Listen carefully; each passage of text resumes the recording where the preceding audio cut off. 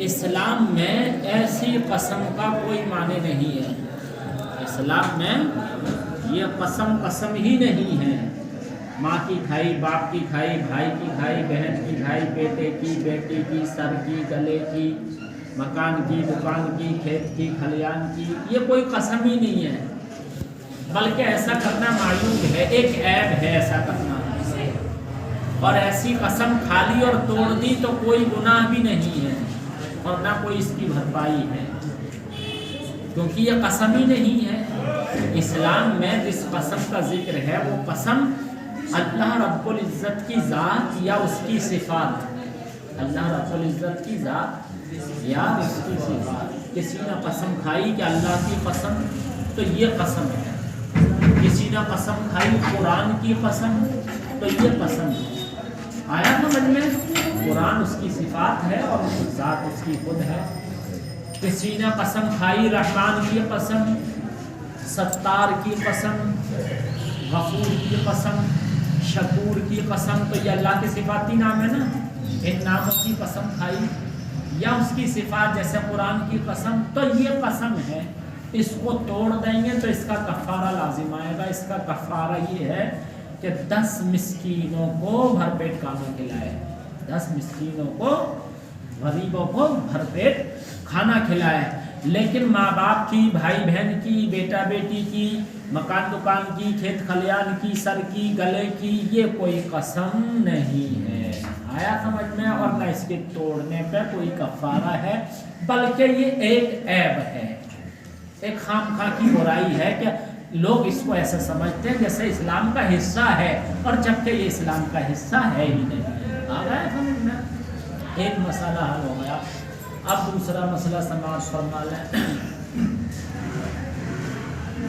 تصویر کے بارے میں اللہ کے رسول صلی اللہ علیہ وسلم نے ارشاد فرمایا کہ جس گھر میں جاندار کی تصویر ہو یا کتا ہو، کتا جو پالا جاتا ہے، یا جنبی ہو، ناپاک انسان، اس گھر میں رحمت کے فرشتے نہیں آتے ہیں.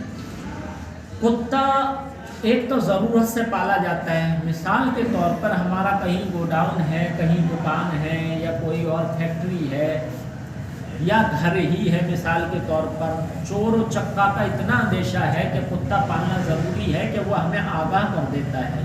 کتا جو ہوتا ہے چوری سے، ڈکیتی سے آگاہ کر دیتا ہے. تو پھر پال سکتے ہیں ضرورت پر اس کی رہائش اپنے گھر سے الگ رکھیں. اور جو لوگ شوق میں پال لیتے ہیں وہ اپنا نقصان کر رہے ہیں، کیونکہ کتا گھر میں ہونے کی وجہ سے رحمت کے فرشتے نہیں آتے. آیا سمجھ میں؟ رحمت کے فرشتے نہیں آتے ہیں. جاندار کی تصویر ہونے پر بھی گھر میں رحمت کے فرشتے نہیں آتے ہیں. جاندار کی شادی ہوئی، دلہا دلہن نے اپنی فوٹو اپنے کمرے میں لگا دی، کسی نے گھڑی میں چسپا کر کے، گھڑی میں چھپا کر کے لگا دی، کسی نے فریم بنوا کر کے لگوا دی، کسی نے اپنی بیٹی کی لگا دی، کسی نے بیٹے کی لگا دی، کسی نے ماں کی لگا دی، کسی نے باپ کی لگا دی، کسی نے گھوڑے کی لگا دی، کسی نے بطخ کی لگا دی، کسی نے کبوتر کی لگا دی، کسی نے چڑیا کی لگا دی. بچے کیا کرتے ہیں اسکول میں پڑھنے والے کہ وہ تتلیاں لگا دیتے ہیں، تتلیوں کی تصویر کی لگا دیتے ہیں. تتلیاں بھی ملتی ہیں بنی بنائی، وہ لگا دیتے ہیں. یہ ساری جاندار تصویریں ہیں، چاہے پرندوں کی ہو، چاہے جانوروں کی ہو، چاہے انسانوں کی ہو.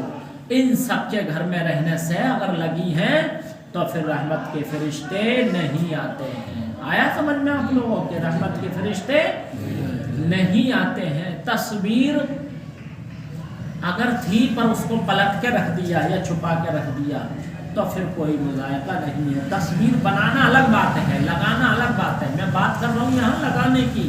اگر لگا رکھی ہے دیوار پہ تو گھر میں رحمت کے فرشتے نہیں آتے ہیں. لہٰذا اس سے بچا جائے. ویسے ہی کپڑا پہنے ہوتے ہیں لوگ، کئی بار جیکٹ پہنے ہوتے ہیں یا لوور پہنے ہوتے ہیں یا ٹی شرٹ پہنے ہوتے ہیں، اس پہ لوگو بنا ہوتا ہے، کسی پہ گھوڑے کا، کسی پہ ہاتھی کا، کسی پہ کسی پرندے کا یا کسی جانور کا یا کسی انسان کا بنا ہوتا ہے. نہیں، کتے کا، شیر کا، چیتے کا، بھیڑیے کا، ایسی تصویریں کپڑوں پر بھی بنی ہوتی ہیں. یا جیکٹ پہ بنی ہوتی ہے، تو پھر ایسے کپڑے پہن کر بھی نماز پڑھنا درست نہیں ہے۔ جس میں تصویر واضح ہو رہی ہو، صاف نظر آ رہی ہو، اس سے نماز پڑھنا درست نہیں ہے۔ ہماری ٹی شرٹ پہ تصویر تھی اور ہم نے اوپر سے کوئی اور کپڑا پہن لیا جس سے وہ چھپ گئی، تو پھر کوئی مذائقہ نہیں ہے۔ ویسے ہی تصویر تھی پر ہم نے اس کو بگاڑ دیا، اس کو تصویر کو، جیسے گھوڑا چھپا تھا، زیادہ تر ٹی شرٹ پہ چھپا ہوتا ہے، تو اس کے منہ کی حصے کو اکھاڑ دیا، تو اب وہ تصویر واضح نہیں رہی، کلیئر نہیں رہی، منہ اکھاڑ دیا تو پھر کوئی دقت نہیں ہے۔ کوئی بھی تصویر جاندار کی کپڑے پر ہونا درست نہیں ہے، اس سے نماز میں خلل واقع ہوگا۔ ہاں جیسے تصویر پھول کی لگائی، گلاب کی لگا دی، چاہے گھر میں چاہے کپڑے پہ، باغیچے کی لگا دی، پارک کی لگا دی، مکان کی لگا دی، دکان کی لگا دی، تاج محل کی لگا دی، یا اور کسی بھی ایسی چیز کی لگا دی جو جاندار چیز نہیں ہے، دریا کی، پہاڑ کی، درخت کی، ایسی بھی لگا دیتے نا لوگ، تو پھر اس میں کوئی مذائقہ نہیں ہے۔ وہ کپڑے پر بھی ہوگی تو نماز ہو جائے گی، گھر میں ہوگی تب بھی کوئی دقت والی بات نہیں ہے، لگا سکتے ہیں۔ ویسے ہی لوگ قرآن کی آیتیں وغیرہ، کلمہ شریف وغیرہ، درود شریف وغیرہ، آیت الکرسی وغیرہ کی لگا دیتے ہیں، اس میں بھی کوئی دقت نہیں ہے، پر اس کے ادب کا لحاظ رکھیں کہ اس کا ادب ہو، یہ نہیں کہ اس کا ادب نہ کیا جائے۔ مثال کے طور پر کئی بار تصویر گھر میں لگا رکھی تھی آیت الکرسی کی یا درود شریف کی یا کلمہ شریف کی، اور وہ گر گئی اور وہ ٹوٹ گئی، تو لوگ اس کو پھر پھینک دیتے ہیں ایسے اور بے ادبی کر دیتے ہیں۔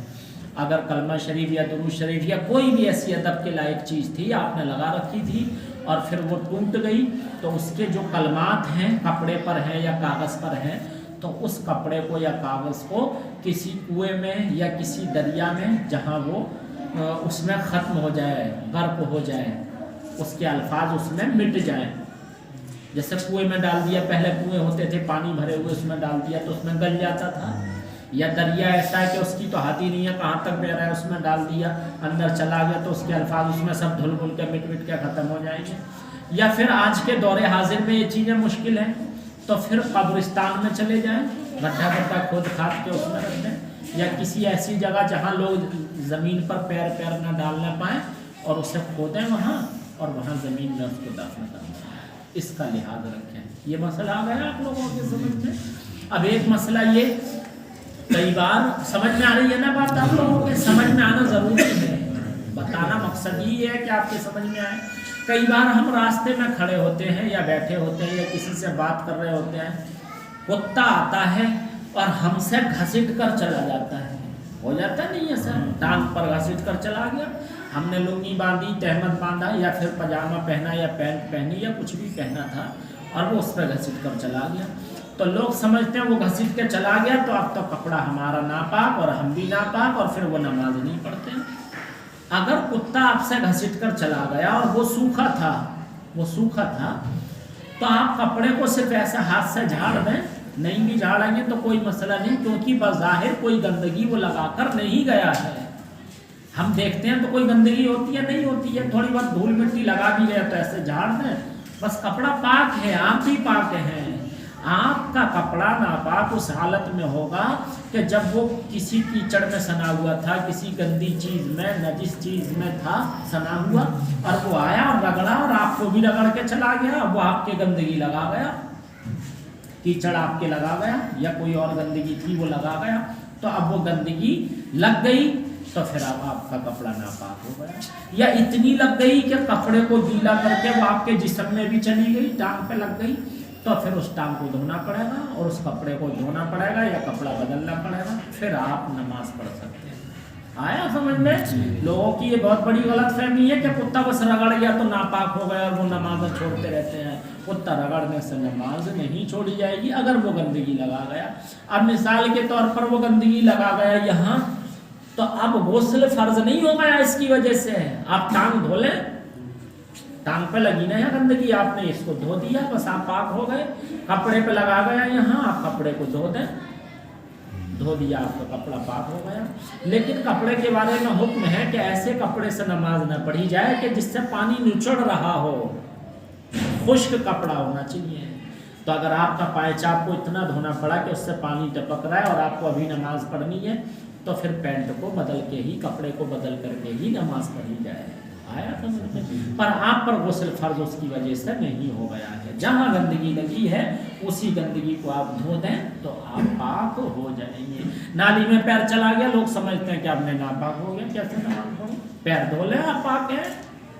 آ رہی ہے بات سمجھ میں آپ لوگوں کے؟ تو ایسے بہت سارے مسائل ہیں جو ہماری عوام کے درمیان میں غلط فہمیاں ہیں، اور وہ یہ سمجھتے ہیں کہ اس طرح تو ہمیں کرنا پڑے گا، اب ہم پہ تو غسل فرض ہو گیا. ایسا نہیں ہے. ویسے ہی بہت سارے بھائی جیسے آفس میں کام کرتے ہیں، ان کی مجبوری ہوتی ہے، ایسے معاملات پیدا ہوتے ہیں، وہاں ایسے حالات ہوتے ہیں کہ وہ بیٹھ کر کے پیشاب نہیں کر پاتے ہیں. کہیں کہیں فیکٹری یا آفس ایسے بھی معاملات ہوتے ہیں کہ بیٹھنے کی کوئی گنجائش کہیں سے کہیں تک ہوتی ہی نہیں ہے. ایسا بھی پھنس جاتا ہے معاملہ، لوگ بتاتے ہیں. تو پھر وہ دیوار میں لگا ہوتا ہے پیشاب کرنے کا، لگا ہوتا ہے نا دیوار میں تھوڑا اونچا، اس میں بھی کرنا پڑ جاتا ہے کئی بار. دیکھیں، کھڑے ہو کر پیشاب کرنا ناپاکی نہیں ہے. کھڑے ہو کر پیشاب کرنا ناپاکی نہیں ہے، یہ پسندیدہ نہیں ہے اسلام میں. یہ بات درست نہیں ہے کہ کھڑے ہو کر پیشاب کیا جائے، لیکن اگر کھڑے ہو کر مجبوری میں کر لیا اور آپ نے استنجا بھی کر لیا، کھڑے کھڑے اسی میں آپ نے استنجا کر لیا، کسی طرح ڈھیلے سے کر لیا، پتھر سے کر لیا، اینٹ سے کر لیا، کنکر سے کر لیا یا پانی سے کر لیا،